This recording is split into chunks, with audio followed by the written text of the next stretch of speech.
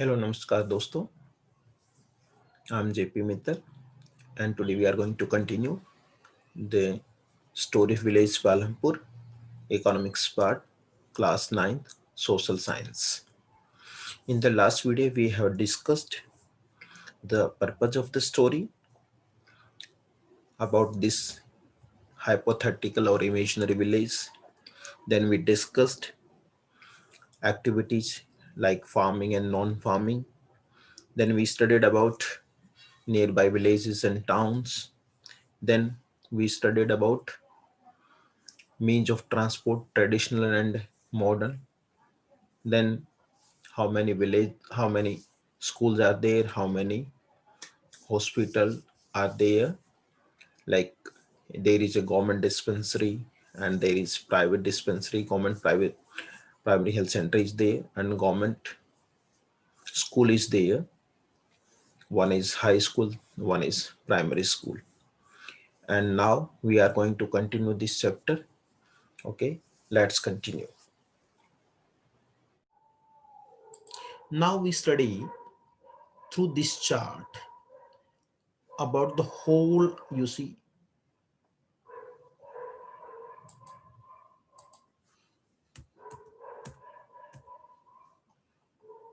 see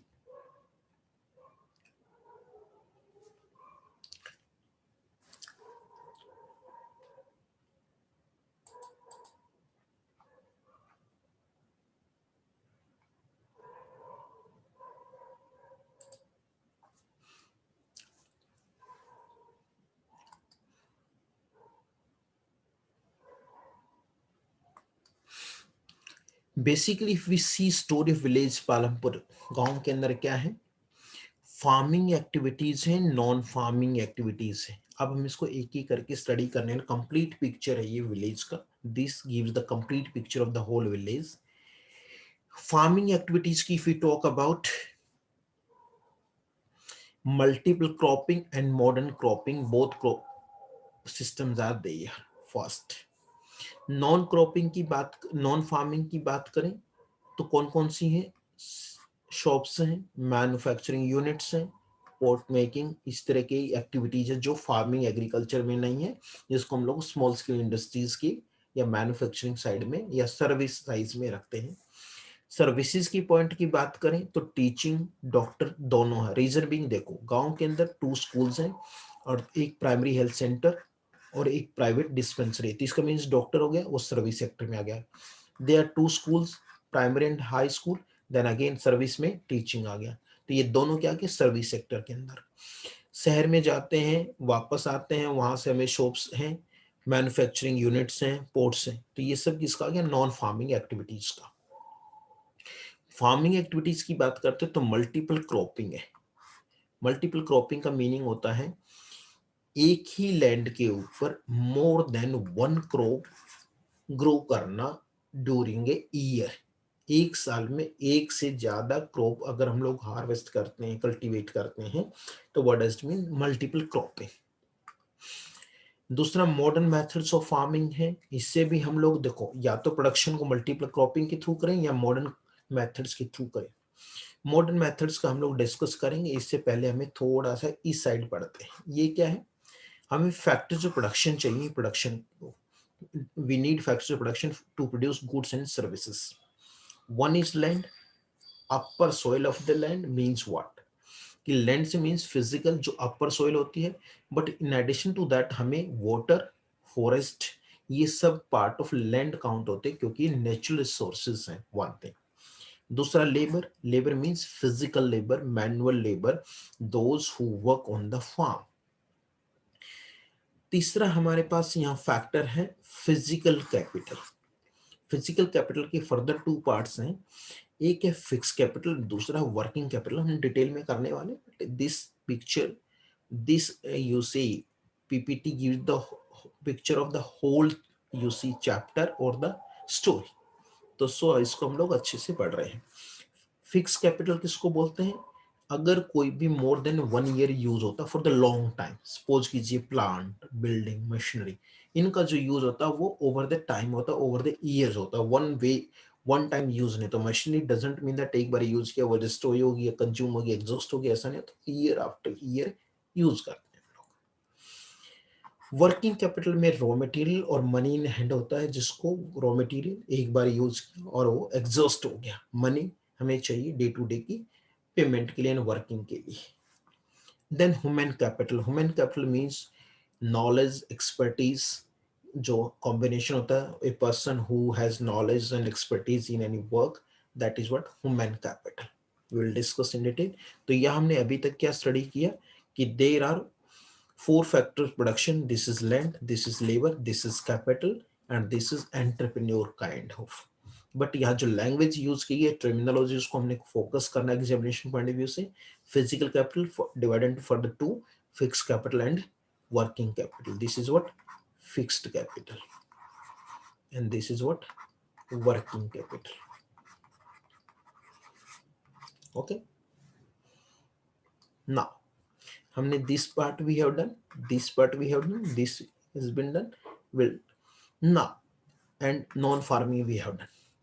अगर हम लोग लैंड डिस्ट्रीब्यूशन को देखते हैं विलेज के अंदर, we see the land distribution, तो what we find there are four types of people are there. एक, जिनके पास लैंडलेस लेबरर्स, जिनके पास बिल्कुल भी लैंड नहीं, they don't own any piece of land. दूसरे क्या है, स्मॉल फार्मर्स, जिनके पास लेस देन 2 एकड़। Next, more than 2 acre we call it medium, more than 2 acre but less than 10। and the third one is large, जिनके पास more than 10 acres land है। तो यहाँ 4 types हो गए, 1 2 3 and 4। landless, don't own any piece of land, small less than 2 acres, these are more than 2 acres, these are more than 10 acres। Now अब ये हमें understand ये करना है कि टोटल अगर हम यहाँ स्ट्रक्चर समझते हैं, टोटल फैमिली कितनी है हमारी 450 और 80 अपर कास्ट से बिलोंग करते हैं। और ये कहा जाता है कि मोस्टली लैंड कौन कौन करता है, दीज पीपल। तो व्हाट डज इट मीन कि जो लार्ज नंबर ऑफ फार्मर्स होंगे जिनके पास लैंड होगी वो इन्हीं में से होने वाले हैं। तो इसका मीनिंग कि इनका नंबर क्या होगा, फ्यू। और सबसे ज्यादा नंबर किसका होगा, लैंडलेस लेबरर्स और स्मॉल फार्मर्स का, जिनका नंबर लार्ज होने वाला, राइट। तो सबसे ज्यादा कौन है, landless labourers and small farmers. उसके बाद क्या, medium and few farmers are there who own land more than 10 hectares. Hectare is the unit of measurement of land generally, जिसको कंसिडर किया जाता है। बट हम लोग आगे फर्दर पढ़ने वाले हैं बिंगा, बिग्गा या कुंठा, गुंठा जो होता है वो लोकल टर्म्स में यूज करते हैं। we have done this one, we have done this one, this has been done, this part has been done, now we'll do this one। अब यहाँ क्या, capital requirements, capital requirements means money requirements. There are two parties, एक वे हैं जिनके पास surplus money है, दो these people save money, those who are surplus। अब ये कौन होंगे, अब यहां देखते हैं कि लार्ज फार्मर्स और मीडियम फार्मर्स, नेचुरली उनके पास सरप्लस मनी होगा। तो लार्ज फार्म और medium farmers have surplus money and they save money. अब दूसरे कौन है, जिनके पास नहीं है, landless labourers and small farmers, उनके पास नेचुरली डेफिशिएंसी ऑफ मनी होगी। तो व्हाट विल दे डू, या डेफिशिएट उनके पास फंड, डेफिशिएट फंड है। तो यहाँ का डेफिशिएट फंड का मीनिंग होता है जहां expenditure is greater than revenue, यानी आपके पास इनकम कम है, एक्सपेंडिचर ग्रेटर है। तो what will we do, we will borrow money to meet our expenses. तो यहाँ क्या बोरो करते हैं कौन, landless labourers and small farmers. तो ये दोनों पार्टीज होंगे। अब बड़ा लॉजिकल है, ये बड़ा है कॉमन स्टोरी है। जैसे हम लोग थोड़ा सा भी विलेज को विजिट करके देखें, विलेज को ऑब्जर्व करके देखें, विजुअलाइज करके देखें, will find these are very common things in village. ना अब रेस्ट में हमने डिस्कस करना था मॉडर्न मेथड्स को। अब यहाँ डिस्कस क्यों कर रहे हैं, सो दैट हमें बेसिक्स क्लियर हो गया, ना we can understand this one better. अब दो ऑप्शन है आउटपुट इंक्रीज करने के, या तो मल्टीपल क्रॉपिंग मींस एक ही ईयर के अंदर हम लोग, एक ही ईयर में हम लोग बहुत ज्यादा सा क्रॉप कर लें, यानी मोर देन 2 to 3 क्रॉप्स हम लोग ले लें। दूसरा, अगर ये नहीं पॉसिबल है तो फिर हम लोग क्या करें, आउटपुट इंक्रीज करने के लिए उसको बोलते हैं यील्ड।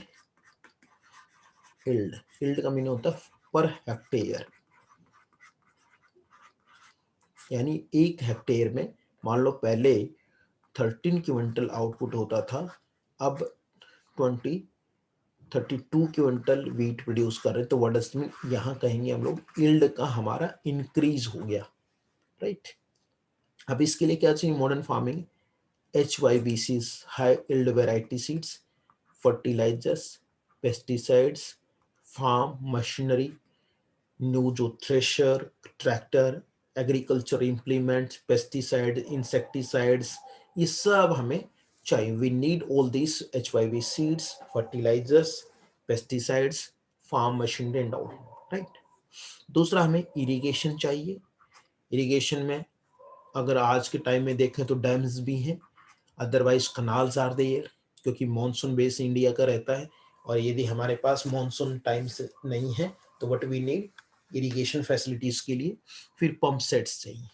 तो हम लोग इसमें स्टडी करेंगे कि जो ट्यूबवेल्स हैं, पहले सबसे पहले 1970s में गवर्नमेंट ने सेट किए थे ट्यूबवेल्स, उसके बाद फिर जो फार्मर्स थे उन्होंने अपने पर्सनल पंप सेट्स को लगा लिया था, ठीक है। इसलिए हमने कंप्लीट स्टोरी के बारे में एक ब्रीफ हमने आइडिया लिया। We will discuss all these in detail, all these points, right? So this is what about the brief picture of the whole village, the whole story. Friends, ये आपने अभी समझ में आया होगा कि बेसिकली जो स्टोरी विलेज पालमपुर है वो एक इमेजिनरी विलेज है, और उसमें थ्योरी ऑफ प्रोडक्शन के लिए हमें क्या रिक्वायरमेंट होती है, and what kind of a village exists in India, and what kind of activities take place in India. That may be farming, that may be non-farming, what kind of population composition is there, means what caste people belong to, what kind of people are there who belong to different caste, what is the size of the means families, what is the size of the holdings, like farms more less than 2 acres, landless laborers more than 2 acres, more than 10 acres, means different size of land who people own basically. तो this is what basically कि एक story है जिसके बारे में हम लोगों ने स्टडी किया है, और हम इसके जो रिमेनिंग पॉइंट्स है उसको डिटेल में से डिस्कस करते जाएंगे। ओके दोस्तों, आज इस वीडियो में हम लोग यहीं तक अभी पढ़ेंगे। नेक्स्ट वीडियो के अंदर हम लोग इस चैप्टर को कंटिन्यू करेंगे, देखना ना भूलें, और इसके जितने भी रिमेनिंग पार्ट्स हैं उसको हम लोग डिटेल में डिस्कस करने वाले हैं। After that will discuss the NCERT questions from the examination point of view. So keep watching the video, and if you have any doubt, write to the mail, write us on the link given below in the videos. तो हम लोग उसमें mail ID लिख देंगे, and just you can mail us. Thank you all of you, subscribe the channel, keep watching. Thank you all of you, thank you.